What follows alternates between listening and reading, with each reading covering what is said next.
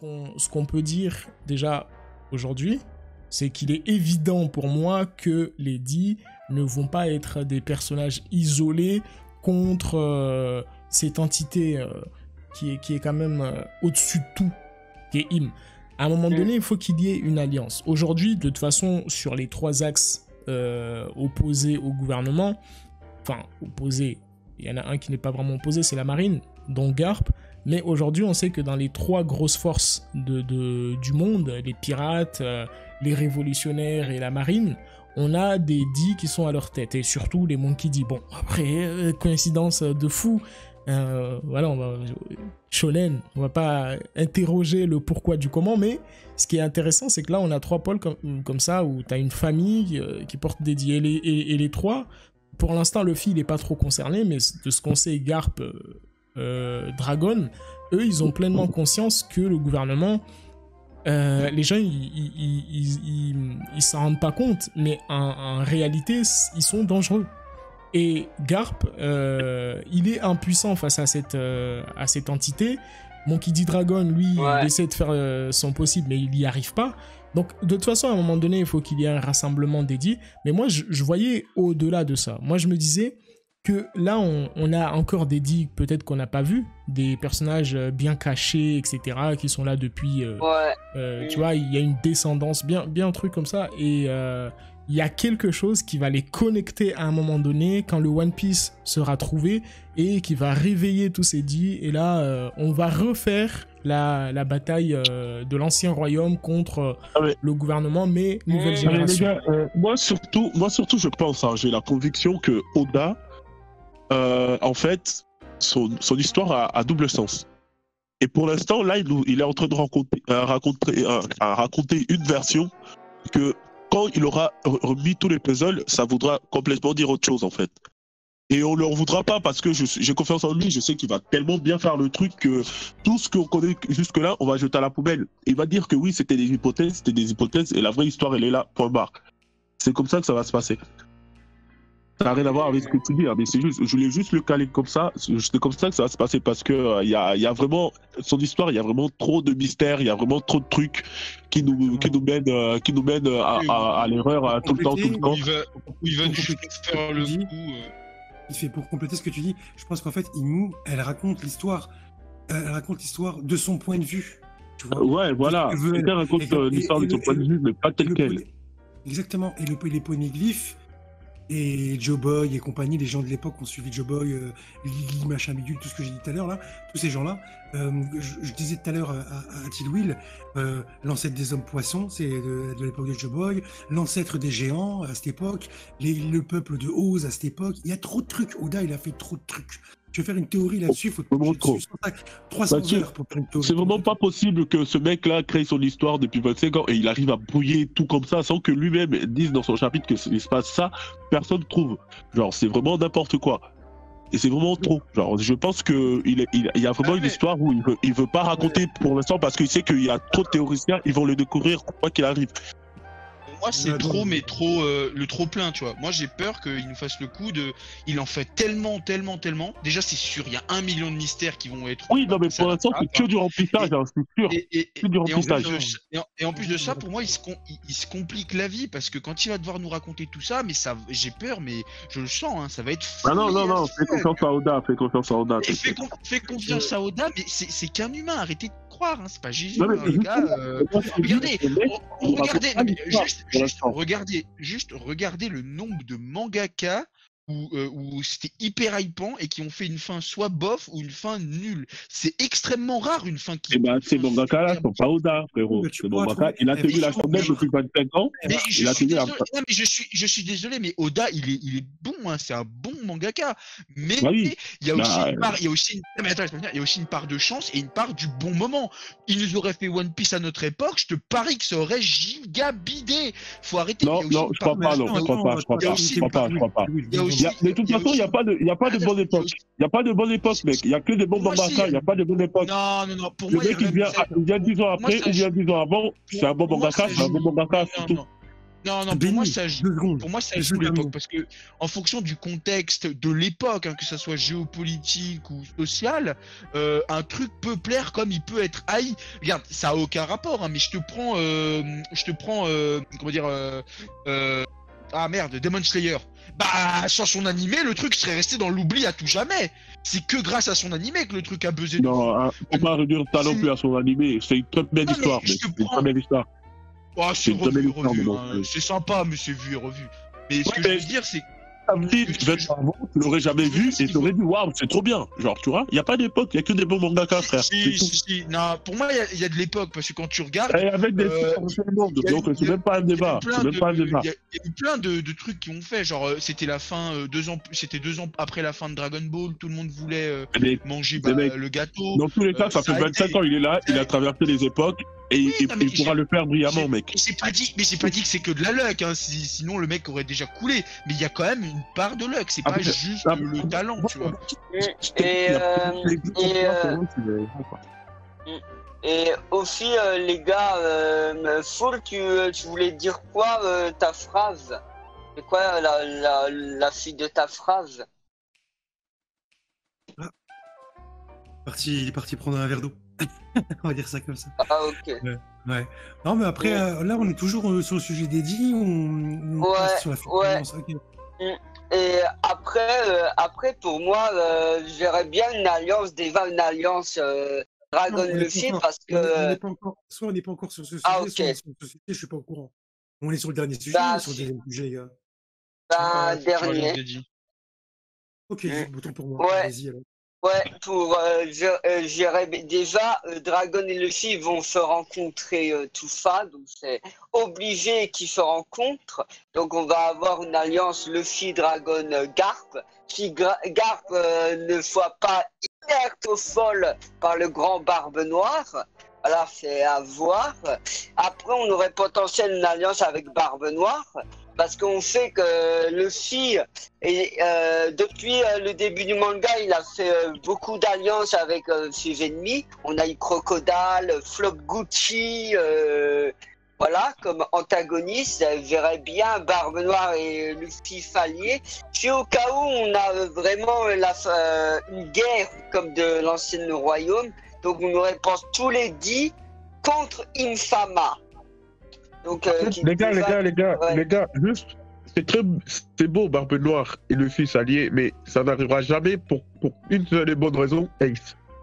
Voilà, donc ça, c'est impossible. Oh, moi, je sais pas. J'aurais bien voulu, mais ça, c'est impossible.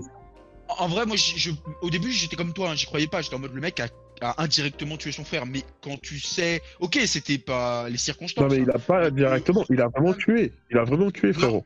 Non, il a indirectement tué. C'est Akainu qui a tué quand même son frère. Non, mais vraiment, c'est à cause de lui tout ça, tu vois. Oui, indirectement. Bah, c'est ça. Mais le mec, quand le fil le voit, il pèle down. Non, mais c'est pas ça que je veux dire. Ce que je veux te dire, c'est oui, mais il a indirectement tué. Il a participé, mais c'est pas lui qui a littéralement mis la balle ou mis le point, tu vois. Mais bon, c'est même pas ça que je veux te dire. Ce que je veux te dire, c'est que à partir du moment où on nous fait une alliance entre Luffy et Rob Lucci, le mec qui a voulu tuer sa Nakama. Genre pas rien, tu vois.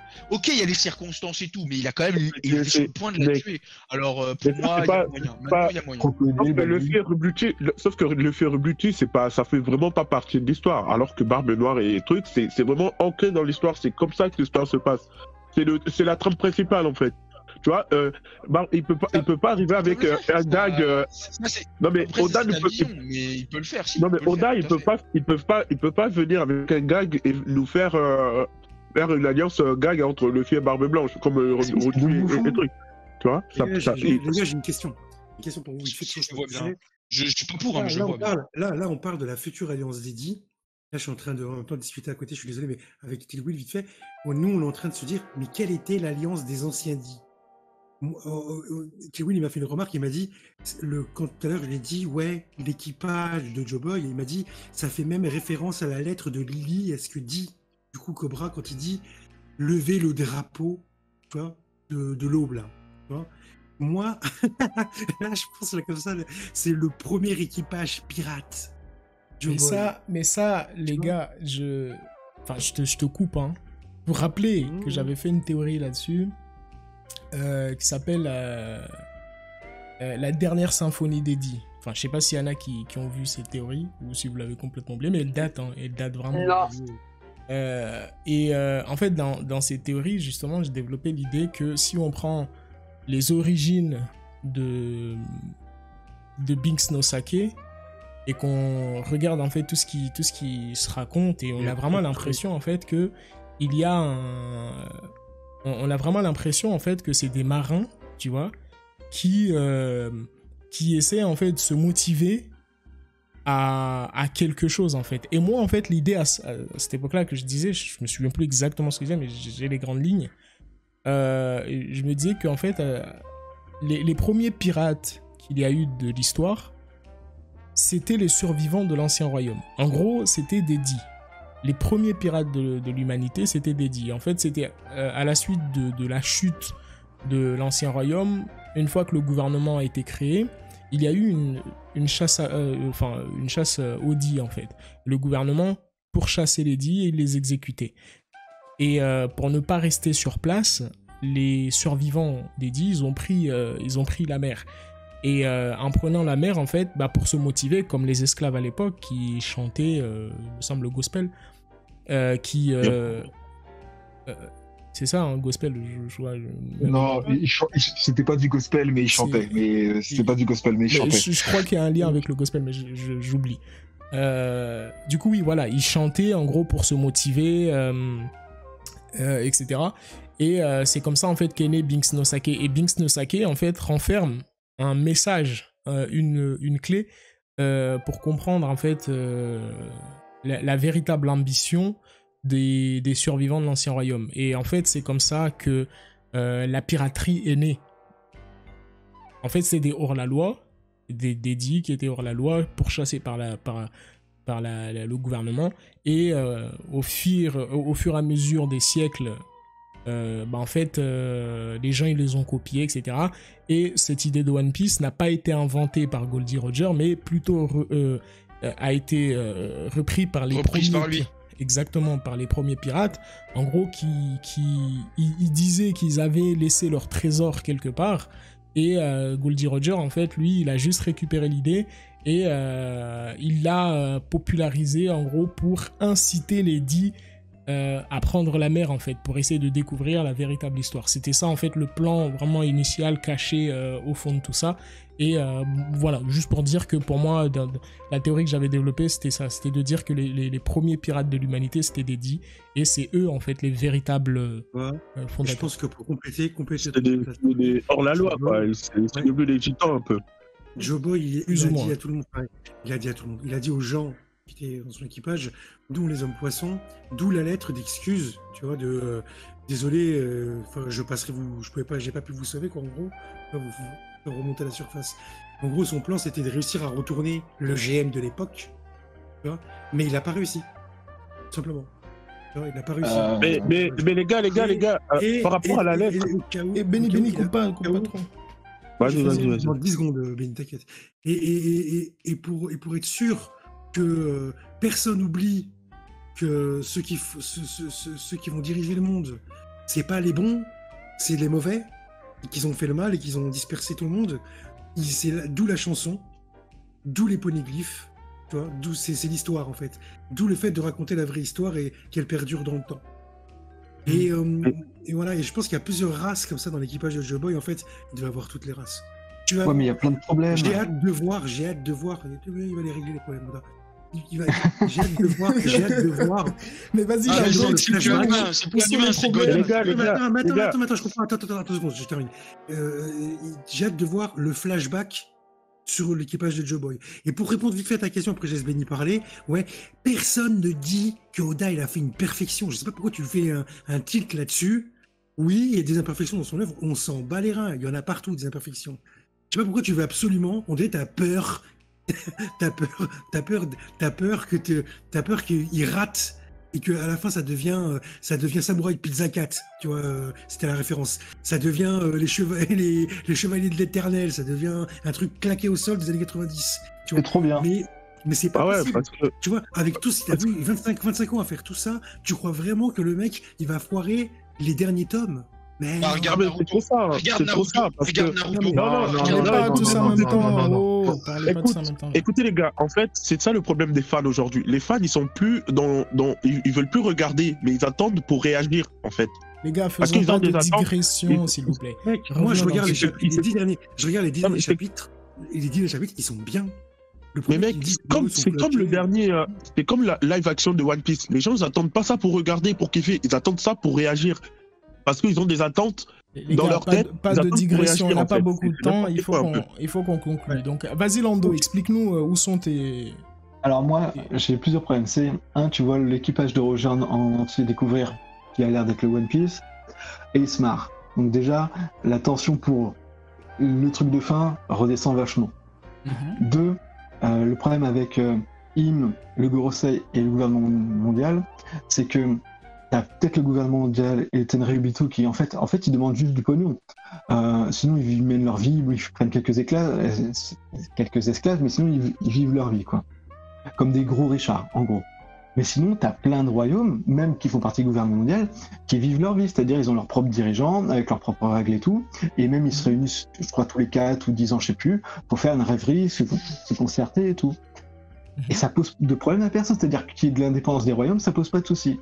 Et ensuite, même pour les dirigeants, y compris pour la population, les questions d'histoire n'existent pas. C'est-à-dire que les gens vivent leur vie, la question du passé, c'est pas une question, on en a rien à foutre. Et même au niveau de la technologie, par exemple, t'as Vegapunk qui s'inspire du passé, c'est pas un tabou, c'est-à-dire, là, il y a quoi, peut-être 20 chapitres maximum, on te révèle que Vegapunk a participé à améliorer la situation technologique de plusieurs îles et tout, et qu'ils étaient contents et tout, et qu'il est super connu. Donc il y a même pas une censure au niveau techno, ni rien. Donc là, franchement, je me dis, quelle info, qu'est-ce qui pourrait sortir qui fait que les gens diraient, merde, en fait, je veux me révolter. Et tu fais.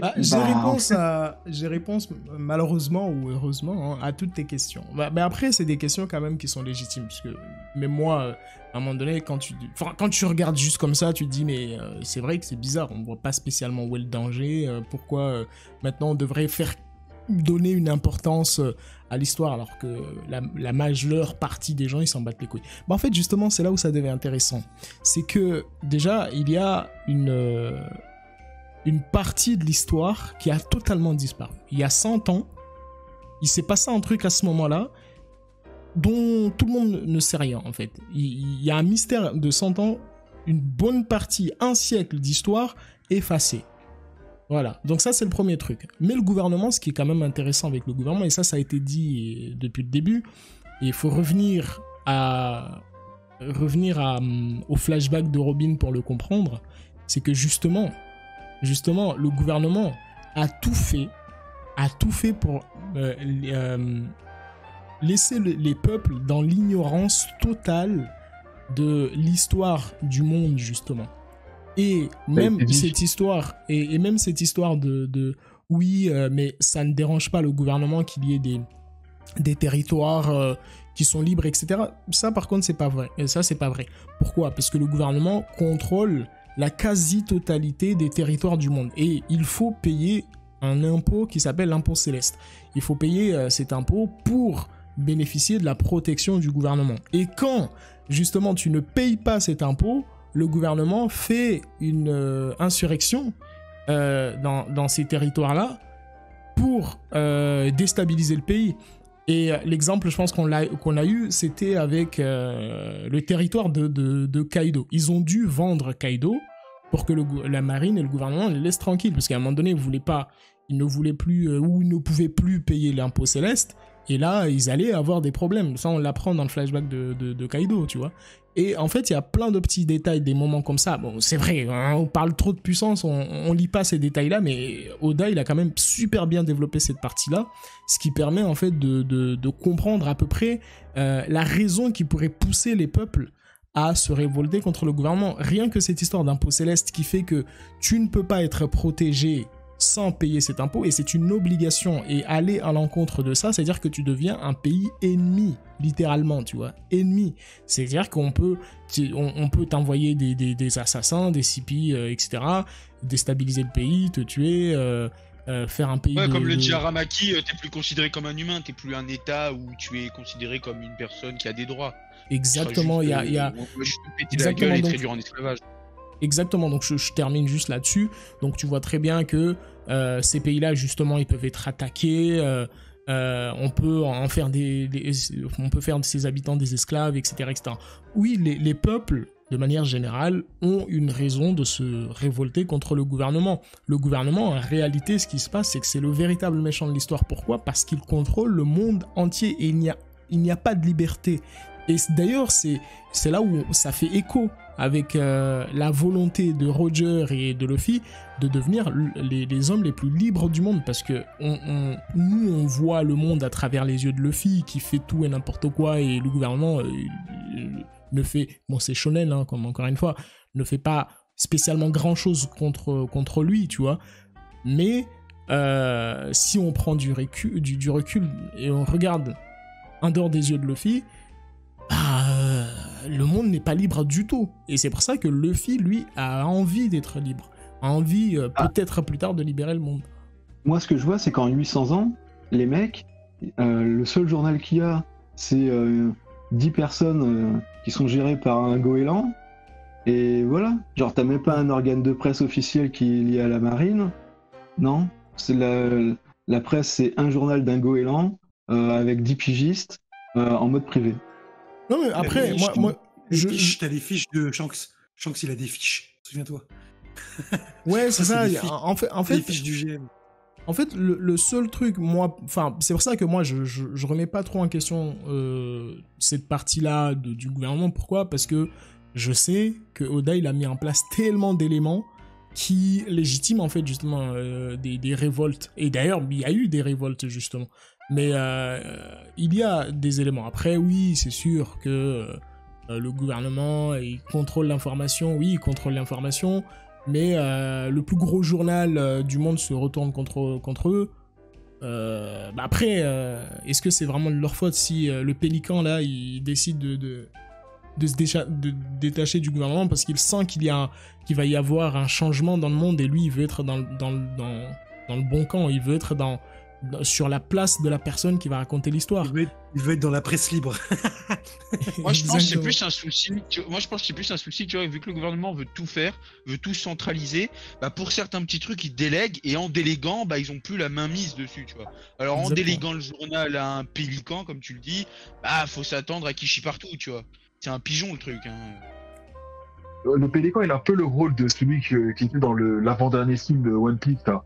Celui qui a organisé l'événement pour le trésor comment on appelle ça le trésor qui met la ligne. Ouais. Le goéland, il a un peu ce délire-là. Il veut participer à l'histoire avec le seul pouvoir qu'il a, qui est l'information. Ouais, il veut marquer son nom dans l'histoire, qu'on ne l'oublie pas. Bon, a-t-on fait le tour, les gars ? Ouais, moi. Ah ouais. Je pense qu'on a fait le tour. Hein.